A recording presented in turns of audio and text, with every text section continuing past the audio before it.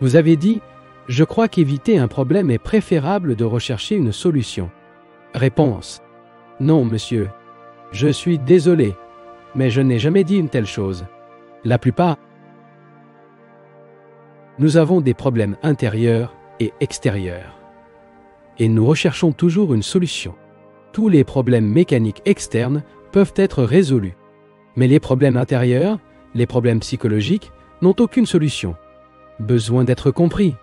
Et l'esprit qui cherche une solution à un problème psychologique est incapable de le comprendre. Si j'ai un problème psychologique, disons, dans mes relations, et que j'essaie de le résoudre, auquel cas, j'évite le problème. Par conséquent, mon intérêt à trouver la solution m'empêche de voir le fait. C'est le problème lui-même. Pour comprendre le problème, je dois regarder le fait sans opinion, sans l'exigence de solution. Question.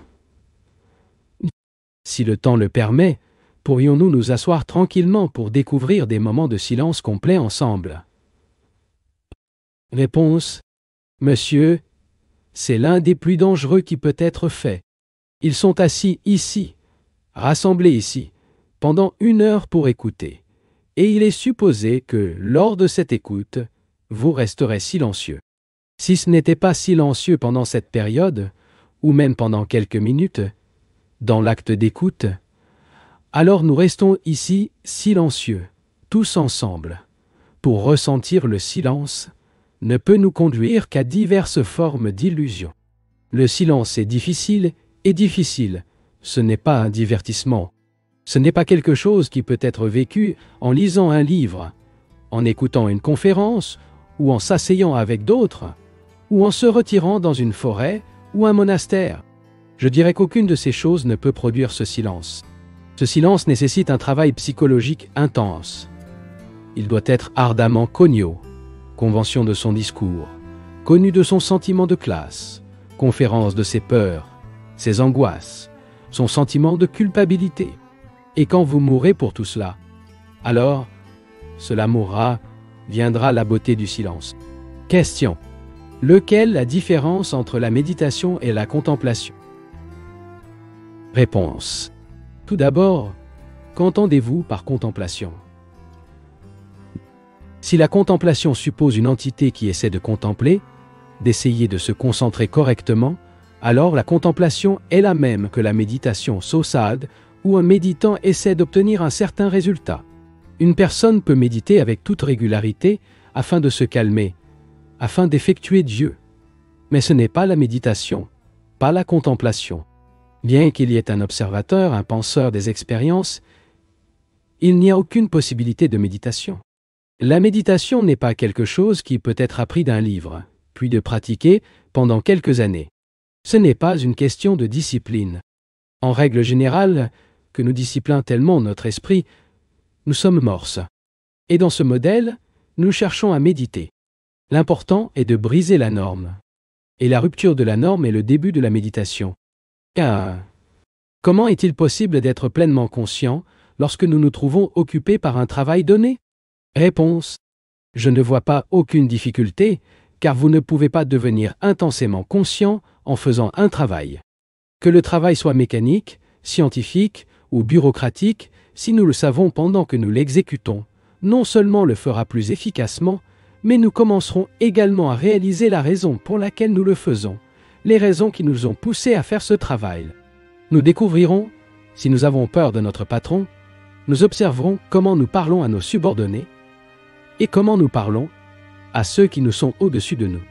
Ayant une sensibilisation à nos relations avec les autres, nous pouvons savoir si nous créons l'inimitié, la jalousie et la haine. Nous réalisons toutes nos réactions dans l'état de relation, que nous soyons ici, dans le bus, le bureau ou l'usine. Tout cela est impliqué dans une perception intense. De plus, si nous sommes intensément conscients, il peut arriver que nous abandonnions notre travail.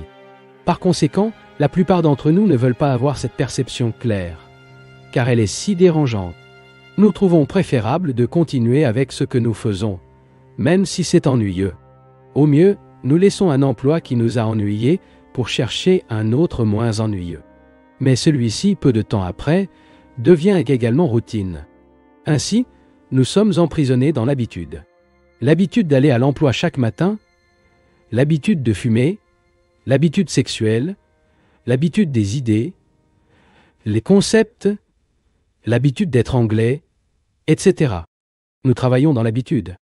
Être bien connu de l'habitude a son propre danger. Et nous craignons le danger. Nous avons peur de ne pas savoir. Nous avons peur de l'incertitude. Il y a une grande beauté, une grande vitalité pour ne pas avoir raison. Ce n'est pas la folie d'être complètement en insécurité. Cela ne signifie pas que la personne devient un psychopathe. Mais personne ne veut. Nous préférons briser une habitude et créer un autre plus agréable. Question. Peut-on apprendre quelque chose de l'innocence d'un enfant? Réponse. L'enfant n'est pas innocent. L'enfant est ignorant. L'enfant aspire à plus d'expérience à mesure qu'il se développe et mûrit. Non, nous parlons de l'innocence de l'enfant. C'est pour les poètes. Nous parlons de l'innocence de l'esprit mûri. L'esprit qui a traversé des angoisses, des combats, de la souffrance. Je considère qu'il est important que, au début, le but de ces réunions soit clairement clair pour nous. De nombreuses transformations externes vérifient dans le monde. Et il y a aussi beaucoup de pression, beaucoup d'exigences, d'innombrables problèmes. Et pour faire face à cette situation, une transformation complète de la psyché devient nécessaire.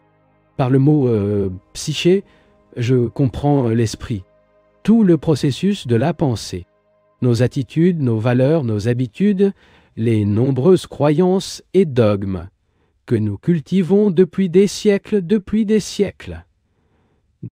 Tout cela, dans ma sensation, doit être complètement transformé si nous voulons faire face aux problèmes urgents de la vie. Et c'est à cet égard que je veux parler lors de ces réunions. Comment produire cette transformation de base, la transformation de l'esprit humain? Par conséquent, ces conférences seront très sérieuses. Pas de simple divertissement pour le matin ou l'autre jour. Si vous êtes vraiment sérieux, et j'espère que vous l'êtes, vous écouterez complètement, et pas seulement absorber une petite partie ici et là. Il entendra la totalité de ce qui sera dit, et nous pourrons ainsi, vous et moi, pour déterminer ensemble comment il sera possible de promouvoir cette révolution radicale en nous-mêmes. Avec le mot sérieux, je me réfère à l'intention ferme de suivre un sujet donné à la fin, que ce soit ou non pour exploiter pleinement un aspect donné de la vie. Nous ne traiterons pas de problèmes externes tels que le marché commun, ni le moyen d'abolir la bombe atomique, ou si nous devons aller sur la Lune, etc. Mais je crois que si nous pouvons comprendre les problèmes intérieurs, l'extérieur sera également compris. Il me semble également que le problème externe ne diffère pas beaucoup du problème intérieur. À la réflexion, il n'y a vraiment pas de différence. Au moins, il n'y a pas de ligne de démarcation entre l'extérieur et l'intérieur. Vivre, c'est comme le fait et vient de la marée, où en nous concentrant sur le processus interne de notre propre être, cela signifie que nous ne comprenons pas également le processus externe. Activiter l'esprit externe correspond aux activités internes. Et si nous nous concentrons sur l'un de ces processus, méprisant l'autre, nous n'arriverons pas très loin. Comme je l'ai dit, ces conférences doivent être considérées sérieusement et ne sont pas une sorte de divertissement. Et, bien sûr, notre objectif n'est pas simplement de changer les idées. Les idées, les concepts sont des pensées organisées et expriment peu en matière de promotion d'une transformation radicale chez l'homme. Les idées ne transforment pas l'entité humaine. Il ne fait que modifier la norme d'existence. Généralement, nous aimons nous divertir avec des idées, accepter de nouvelles idées et abandonner les anciens, ou échanger une croyance contre une autre. Mais ces échanges et substitutions représentent simplement un ajustement superficiel et ne produisent aucune transformation. Par conséquent, nous ne nous divertirons pas avec des idées, des formules et des concepts. Nous ne traiterons pas les mythes, cependant, les faits psychologiques, nos peurs, nos espoirs et notre désespoir. Et nous ne pourrons que faire face à ces faits psychologiques lorsque nous savons les écouter, les observer sans condamnation ni interprétation. Par conséquent, il est important de comprendre ce que nous comprenons pour l'écoute l'observation, et à cet égard, le désir m'a un peu étendu ce matin. La transformation n'est pas faite par l'action de la volonté ou du désir, qui est une autre forme de volonté. Il ne proviendra pas d'effort, qui, à son tour, résulte d'une impulsion, une raison, une contrainte. Cette transformation ne peut pas non plus être réalisée, cette révolution intérieure, en raison de toute influence ou pression, ou par simple ajustement. Il ne peut être fait que sans effort, et ce point que j'apprécierai plus tard. Mais étant la première conférence, elle doit naturellement constituer une sorte d'introduction. Et il est important de commencer par comprendre ce que signifie écouter. Je ne sais pas si vous avez vraiment entendu quelque chose. Essayez d'écouter ce flux d'eau qui y passe sans le nommer, sans lui donner de sens, et sans le quitter interférer avec votre attention. L'écouter simplement. Vous ne pouvez écouter que lorsqu'il n'y a aucune raison qui vous impulse d'écouter. Si une raison a, alors cette raison est importante, pas l'acte d'écoute. Il écoute le but d'obtenir ou de faire quelque chose, afin d'atteindre quelque part, et donc son attention est divisée. Faites attention à cette question, parce que si vous ne le comprenez pas parfaitement, je crains que vous échapperez complètement au vrai sens de ces mots. À mon avis, toute forme d'effort dans le but de produire du pervertissant de la révolution intérieure ou nie cette propre révolution. La transformation n'est possible que lorsqu'il n'y a aucun effort. C'est pourquoi il est si important de comprendre ce que signifie écouter. Vous ne pouvez pas entendre si vous comparez ce que vous entendez avec ce que vous savez déjà, car dans ce cas, il s'agit simplement d'interpréter. Et quand il y a une interprétation, il n'y a pas d'écoute condamne ce que vous entendez, parce que vous pensez que cela devrait être différent ou parce que opinion. Dans ce cas, il n'écoute pas. Et aussi, bien sûr, n'écoutez pas lorsque vous suivez uniquement une autorité établie ou remplace une autorité par une autre. Ainsi, l'art de l'écoute est difficile. Par conséquent, nous sommes conditionnés à accepter ou à rejeter ce que nous entendons, à le condamner ou à le comparer à ce que nous savons déjà. Il n'y a presque pas d'attente qu'il ait des condats. Quand je dis quelque chose, votre réaction naturelle, ou plutôt votre réaction conditionnée, est d'accepter ou de rejeter. Ou pour dire que vous savez déjà, ou que c'est dans un tel livre, ou qu'une telle personne a dit. En d'autres termes, votre esprit est occupé par votre propre activité. Tout en poursuivant cette activité, vous n'écoutez pas. Droite. Ceci est très logique, rationnel et n'est pas « vous ne pensez pas ». Nous ne parlons pas de quelque chose de mystérieux. Maintenant, l'acte d'écouter complètement quelque chose qui est réel, l'écouter sans opinion, sans jugement, sans condamnation, sans aucune interférence du mot, est extrêmement difficile, nécessite une attention totale et exige également l'acte de voir. Je ne sais pas si nous voyons jamais une chose, un arbre, une montagne, une rivière, le visage de notre femme ou de notre mari, un enfant ou un passant.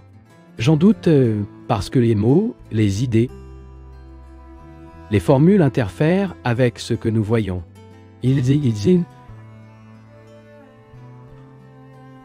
Regardez quelle belle montagne. Et c'est l'expression même qui vous empêche de regarder. Et c'est aussi un fait psychologique. Pour voir quelque chose complètement, votre esprit doit être silencieux, sans aucune interférence des idées. La prochaine fois que vous regardez une fleur, vous remarquerez à quel point il est difficile de le regarder et non de butin. Surtout si, par hasard, vous avez une certaine connaissance de la botanique. Il connaît l'espèce, connaît toutes les variétés de la fleur, et la regardant sans aucune interférence du mot, sans l'intrusion de sa connaissance, ses goûts et ses dégoûts, cela est également difficile. L'esprit est toujours aussi occupé et distrait, bavardant constamment.